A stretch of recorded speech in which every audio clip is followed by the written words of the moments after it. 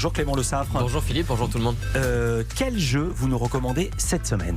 C'est un jeu qui va faire un carton à Noël, probablement quelques 500 000 ventes, c'est pas mal, c'est un incontournable. Donc, et pourtant, moi j'ai longuement hésité à venir vous en parler ici. Ce jeu, c'est Call of Duty Modern Warfare, le dernier opus de la célèbre série de jeux de guerre Call of Duty. On écoute un extrait.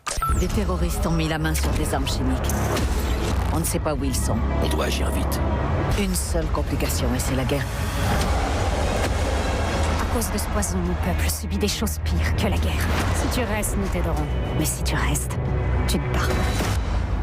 C'est d'accord.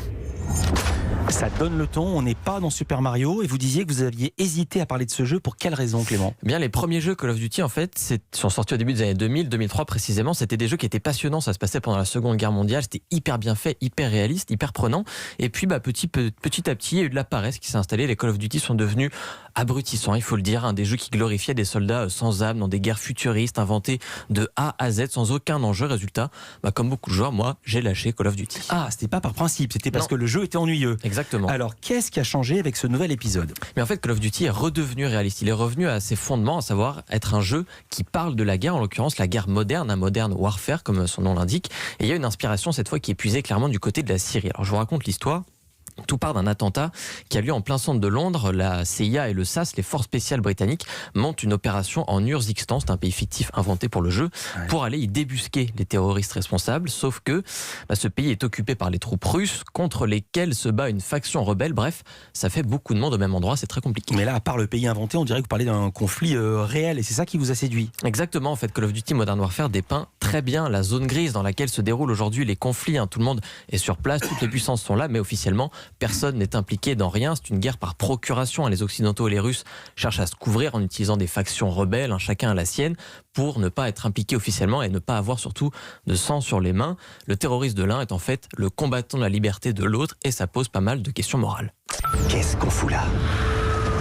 On fait du nettoyage. Avec des femmes et des enfants. On n'avait pas le choix. C'était des otages. Quand on retire les gants, on a du sang sur les mains, Kyle. Alors elle est où la limite, chef? La limite est où on veut qu'elle soit. Sergent, on se salit et le monde reste propre. C'est ça la mission.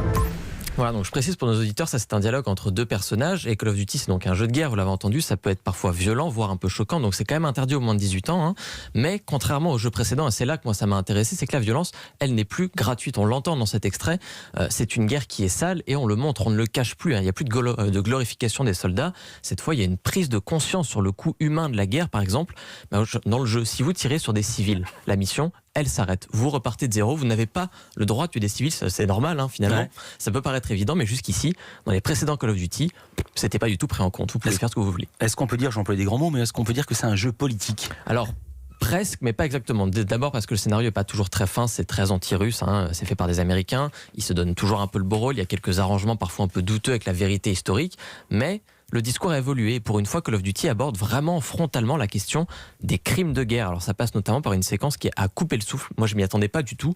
Ça se passe à la moitié du jeu. Exit les soldats. On incarne une petite fille dont le village est bombardé et gazé par les Russes.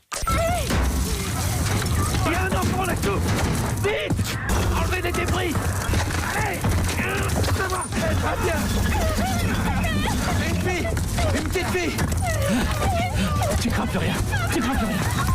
Quand vous dites on incarne une petite fille, c'est vous, Clément le joueur, vous êtes la petite fille. Exactement. Et vous devez vous Exactement. En fait, on se retrouve d'un coup coincé sous les débris de sa maison. Il faut en sortir, donc il faut faire diverses actions. On est évacué par les casques blancs alors que la ville est complètement assiégée par les Russes. Il va falloir fuir la ville. Donc on est toujours cette petite fille, donc ça se passe au ras du sol. On a 7-8 ans à ce moment-là. Et c'est un point de vue qu'on n'avait jamais vu. C'est une victime civile. D'habitude, les jeux de guerre, on n'incarne que les soldats. Là, on a cet autre point de vue qui donne quelque chose d'assez rafraîchissant, assez nouveau et assez finalement important, je pense, à raconter dans des jeux de guerre aujourd'hui. Alors tout n'est pas parfait, mais voilà, il fallait vraiment, je pense, souligner les progrès qui ont été faits par Call of Duty pour rendre compte de l'horreur de la guerre qui, elle, n'a rien d'un jeu.